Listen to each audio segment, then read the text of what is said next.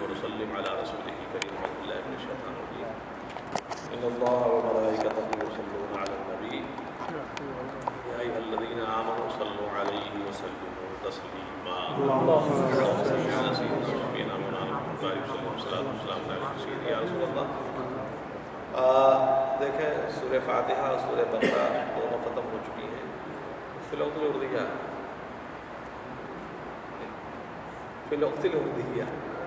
سألته قلت له اجلس ما شاء الله الأجر تجد ثواب ان شاء الله، تجد ثواب نسأل الرحمن جزاء الصالحين۔ الفاتحہ تو معنی ہوتا ہے اوپنر، کھولنے والی، تو یہ سورت مکی ہے اور سورہ فاتحہ 2 مرتبہ اتری ہے، 2 times revealed 2 times۔ اسی وجہ سے امام سیوطی فرماتے ہیں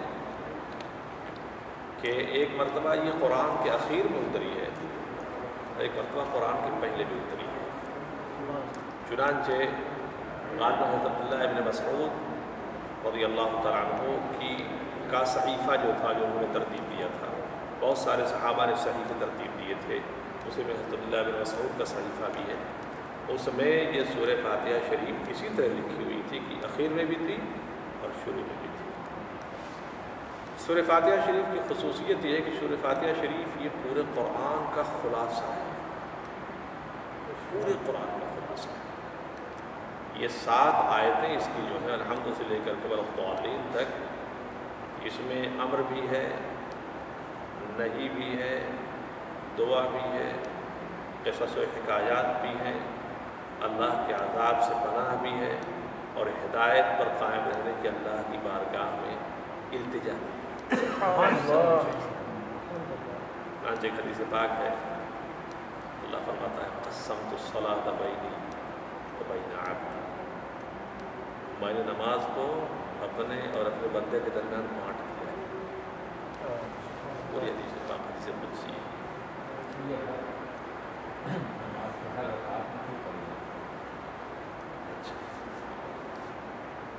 تو میں نے اس کو اپنے اور اپنے بندے کے درمیان بانٹ دیا ہے، ڈیوائڈ کر دیا ہے اس کو، تو آدھا میرے لیے آدھا میرے بندے کے لیے۔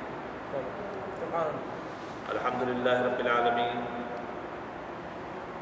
جب بندہ پڑھتا الحمدللہ رب العالمین، اللہ فرماتا ہے حمدنی عبدی، میرے بندے نے میری تعریف کی، میری الرحمن الرحیم جب پڑھتا ہے تو کہتا ہے اللہ مجدنی عبدی، میرے بندے نے میری بزرگی بیان کی۔ مالک یوم الدین، ایاک نعبد و ایاک نستعین، ہم تجھی سے مدد مانگتے ہیں، تیری ہی عبادت کرتے ہیں۔ اتنا حصہ اللہ کے لیے ہے،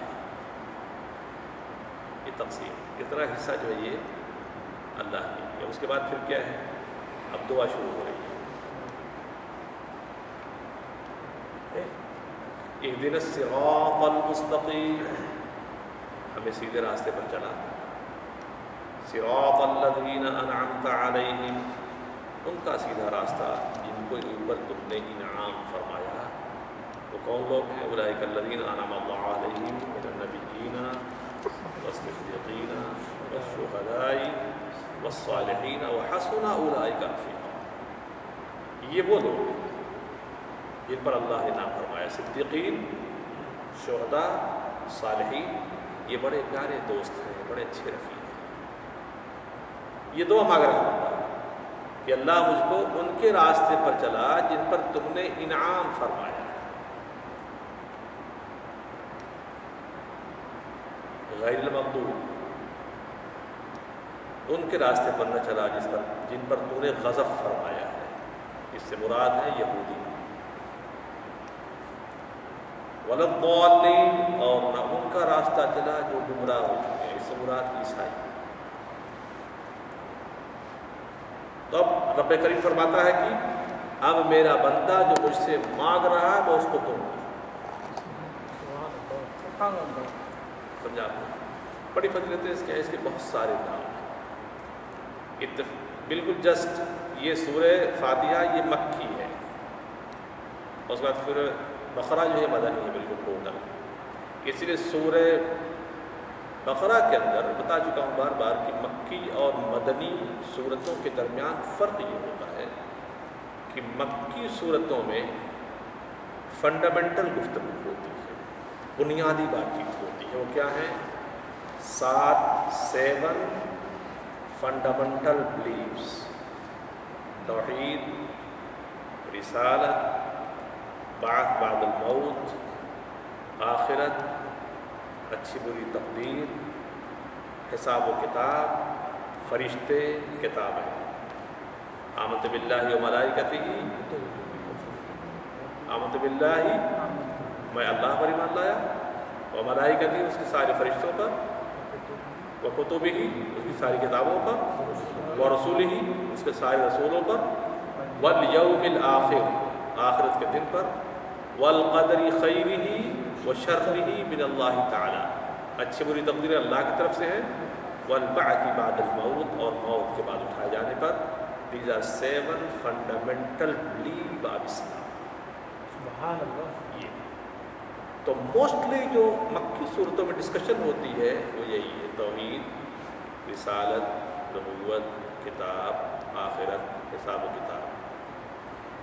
مکی صورتوں کے اندر قانون نہیں بیان کیا جاتا ہے، کوئی بھی حلت و حرمت کی بحث نہیں ہوگی اس میں کہ کیا حرام ہے، کیا حلال ہے، کیسا، کچھ نہیں. مدنی صورتوں کے اندر اس کی تو بحث ہوتی ہی ہے جو بھی بیان کیا ہے، لیکن کم ہوتی ہے. موسٹلی جو مدنی صورتوں کے اندر ڈسکشن ہوتی ہے وہ ہے how do you perform your life, spend your life. تو اپنی زندگی کیسے گزارو گے، واٹ از حلال، واٹ از حرام، یہ ساری چیزیں اس کے اندر. اوامر اور نواہی، احکام، یہ مدنی صورتوں کے اندر بیان فرمائے جاتے ہیں. اس کی موٹی سی وجہ بتاؤں گا آپ کو. چونکہ ہجرت سے پہلے اسلام کو پیش کیا جا رہا تھا، اسلام کا اپنا کوئی ابھی تک پلیٹ فارم نہیں تھا. مکے کی زمین پر ایسے ہی کفار و مشرکین سختی کر رہے تھے اس بنیاد پر. لیکن جب ہجرت فرما کر حضور مدینہ منورہ تشریف لے گئے، اب ایک پلیٹ فارم مل گیا، ایک زمین فراہم ہو گئی. تو اب وہاں پہ جب زمین فراہم ہوگی، اب زندگی گزارنے کے اصول ان کو بتائے جائیں گے کہ تم زندگی کیسے گزارو گے. تو اس بنیاد پر ان کو قانون کی ضرورت پڑی کہ حرام کیا ہوگا، حلال کیا ہوگا، ایک نیبر کے رائٹس کیا ہیں، ماں باپ کے رائٹس کیا ہیں، پیرنٹس کے رائٹس کیا ہیں، موت کیا چیز ہے، موت کے بعد کیسے کیسے کیا کرنا، وغیرہ وغیرہ ساری چیزیں اس کے اندر بیان فرما دی گئی. تو اسی لیے جتنی مدنی صورتیں ہوتی ہیں اس کے اندر خصوصیت یہ ہوتی ہے کہ اس کے اندر قانون ہوتا ہے، اور مکی صورتوں کے اندر قانون نہیں ہوا کرتا ہے. اتفاق یہ ہے کہ پوری سورہ بقرہ کے اندر صرف قانون بیان کیے گئے ہیں، جگہ جگہ مختلف. میں بالکل رفلی بیان کر رہا ہوں، دیکھیں کتنے قانون ہیں. ایک دوسری بات اور سمجھ لیجیے، مکے کا جو کرائیٹیریا اور انوائرمنٹ جو تھا وہ صرف 2 حصوں میں بٹا ہوا تھا. یا تو لوگ کافر مشرک تھے یا مسلمان تھے، مومن تھے بس. تیسرا کوئی گروپ مکے میں نہیں تھا، لیکن مدینہ منورہ میں 5 گروپ تھے، 5 گروپ تھے وہاں. یہودی بھی رہتے تھے، عیسائی بھی رہتے تھے. ایک تیسرا گروپ پیدا ہوا تھا منافقین کا، جو بیلنس رکھتے تھے. منافقین جو یہ کیا کرتے تھے، بیلنس رکھتے تھے. آپ نے وَإِذَا لَقُوا الَّذِينَ آمَنُوا قَالُوا آمَنَّا وَإِذَا خَلَوْا إِلَىٰ شَيَاطِينِهِمْ قَالُوا إِنَّا مَعَكُمْ إِنَّمَا نَحْنُ مُسْتَهْزِئُونَ. جب اپنے دوستوں کے پاس جاتے ہیں، شیطانوں کے پاس، تو کہتے ہیں ہم تمہارے ساتھ ہیں، اور جب مسلمانوں کے پاس آتے تو کہتے ہیں ہم تمہارے ساتھ ہیں. تو یہ گروپ تھا جو بیلنس رکھتا تھا، this side and that side.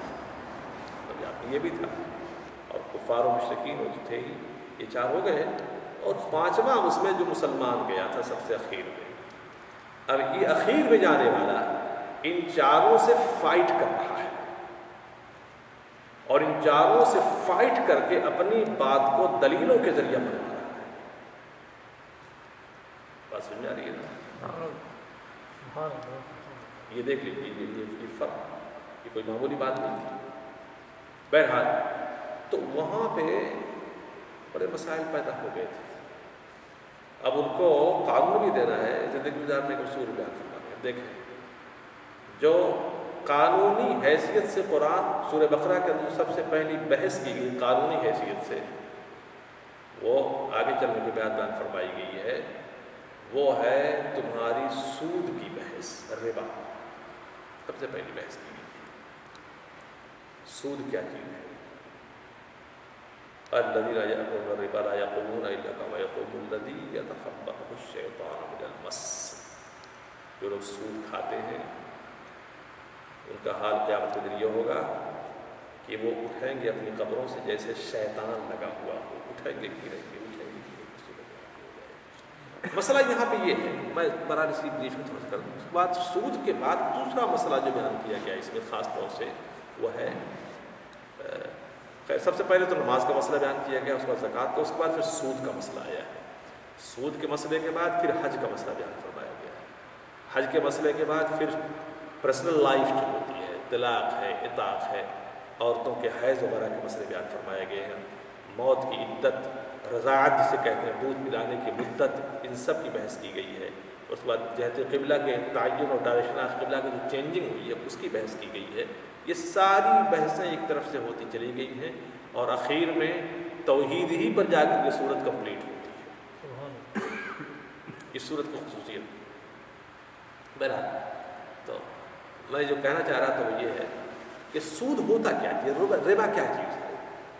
ہمارے یہاں مشکل یہ پیدا ہو گئی ہے کہ سبھی لوگ فتویٰ دینا شروع کر دیے ہیں۔ یہ سب سے بڑی مشکل ہے کہ سبھی فتویٰ دے رہے ہیں، سمجھا آپ نے؟ اور اتفاق ہے کہ اس میں ایک چھوٹا موٹا میں بھی کچھ بول دیا کرتا ہوں، کبھی میں بھی فتویٰ دے دیا کرتا ہوں۔ اب سارے مفتیوں کا ویریفیکیشن میرے پاس ہوتا ہے، یہ بڑی مصیبت ہے میرے ساتھ۔